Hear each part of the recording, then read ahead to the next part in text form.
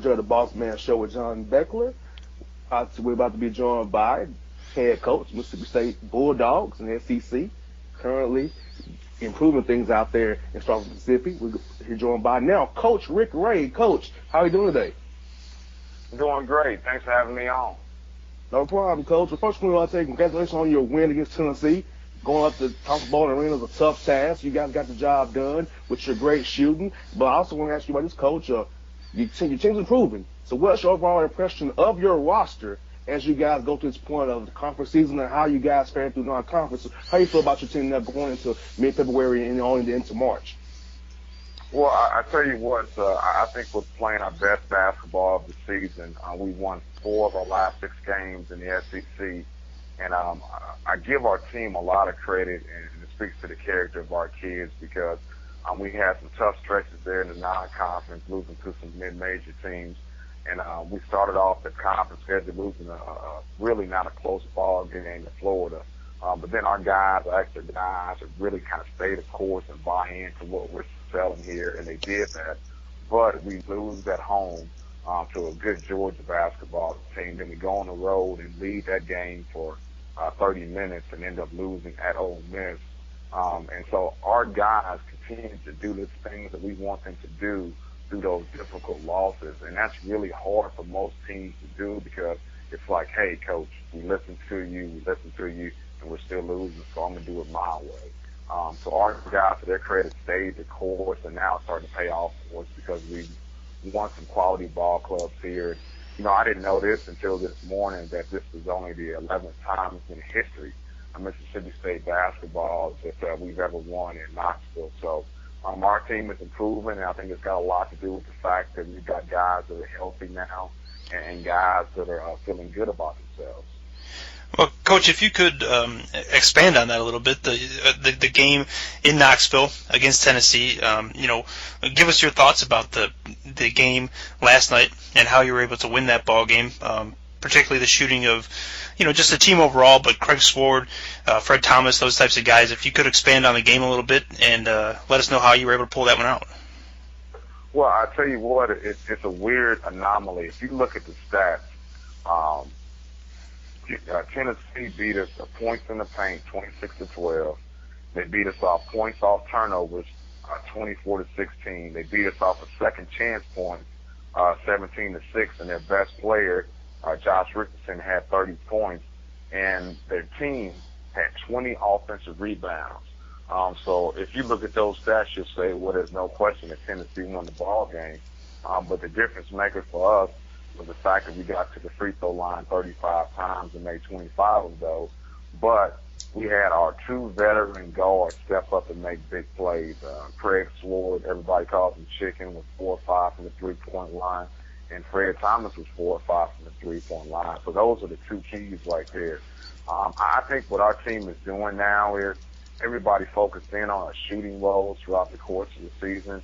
And what's happening now for us is we're not shooting great, but what we're doing is we're taking great shots. We only took 11 threes in that game as opposed to Tennessee who took 20, but we made 8 of our 11. So I think what's happening with our team is we're recognizing what a quality basketball shot is, and now that we've recognized that, we're making those. And, Coach, me and John interested, why do they call Craig Chicken? I hear something about Popeyes. I'm like, why they call him Chicken? Well, I tell you what, it's a nickname that he had way before he came to Mississippi State, but from my conversations with his mom, when he was born, he was a real frail baby. And so, his auntie commented that he looked like a little chicken wing. So they called him little baby chicken wing. And then as we all do, we continue to shorten the nickname. So it went from baby chicken wing to chicken wing to chicken. Now everybody just really calls him Chick. That's a good one. And, Coach, you know what? Watching the game, what I saw was a key sequence, Coach. I think you guys up by 3. They cleared the 3 points, and you got a rebound and a foul. Now I think he missed the free throw, but I think that right there gave you guys the confidence to say we're gonna win this game right here. We got this big play right here, got an offensive rebound and a score and a foul, And I think that how do you feel about that? I think that pretty much gave you guys like, we're gonna get this done up here in Knoxville, and kind of deflated Tennessee. They made a run. I saw Coach Tyndall trying to get the crowd hyped up. I was like, wow.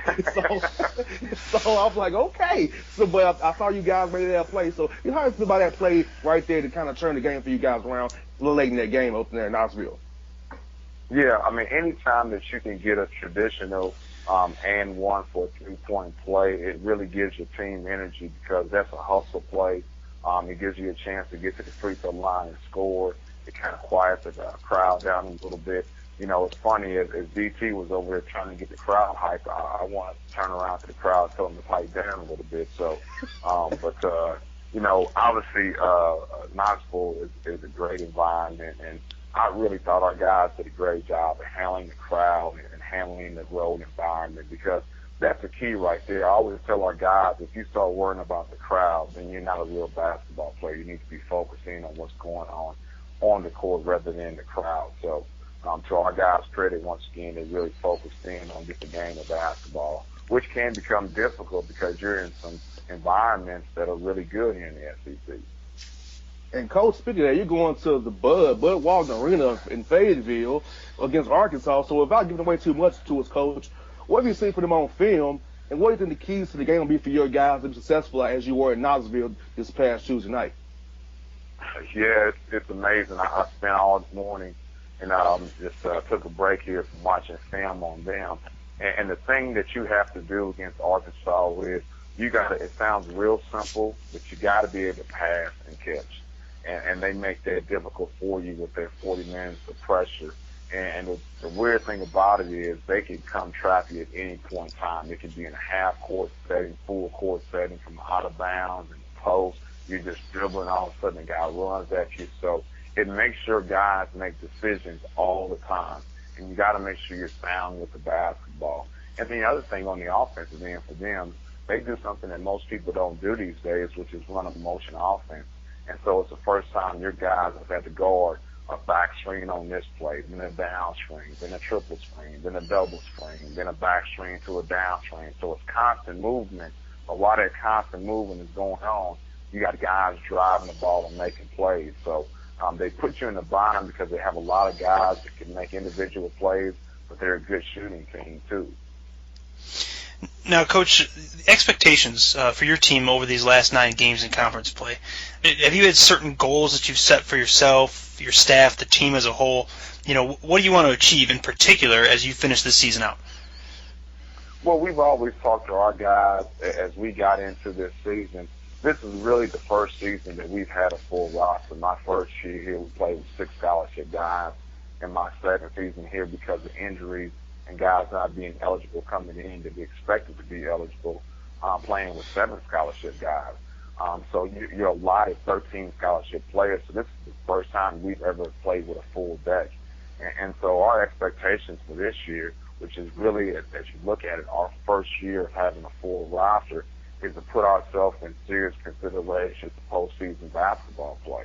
And so, you know, as we had some losses here in a non-conference, the problem is with goals sometimes when you have a goal and you don't reach it, then you lose your team.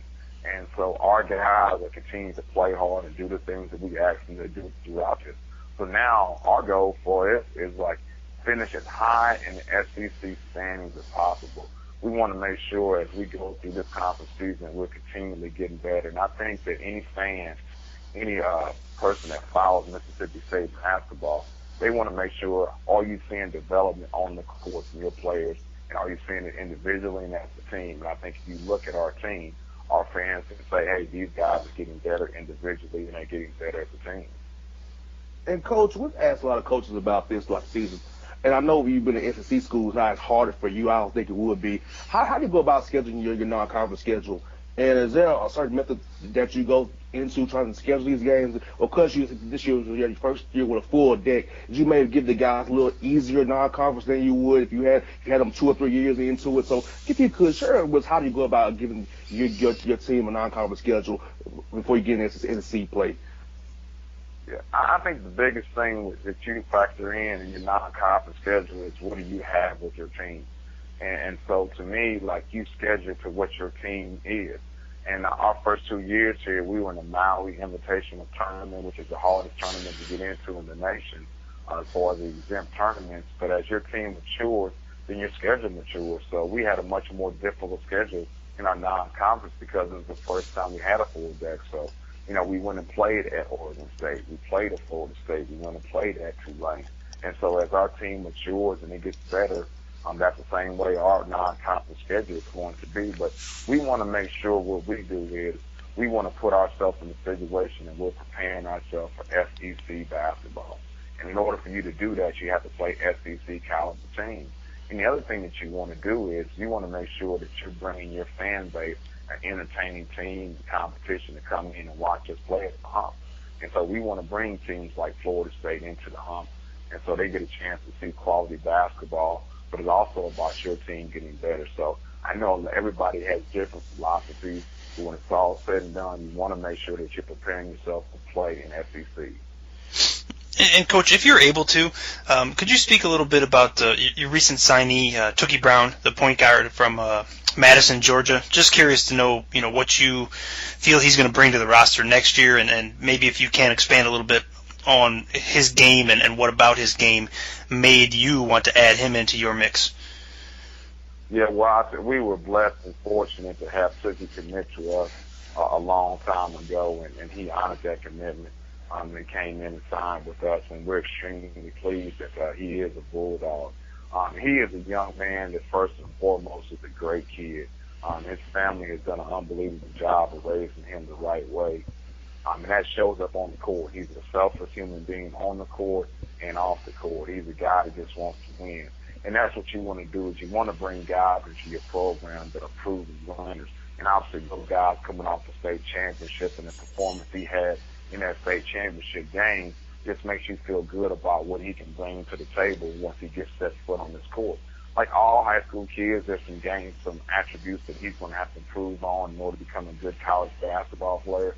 But I think the thing that ends up happening that people fail to understand is, like, Tookie Brown loves basketball. And I know that seems like a weird thing to say, but I think some guys get into basketball for the wrong reasons.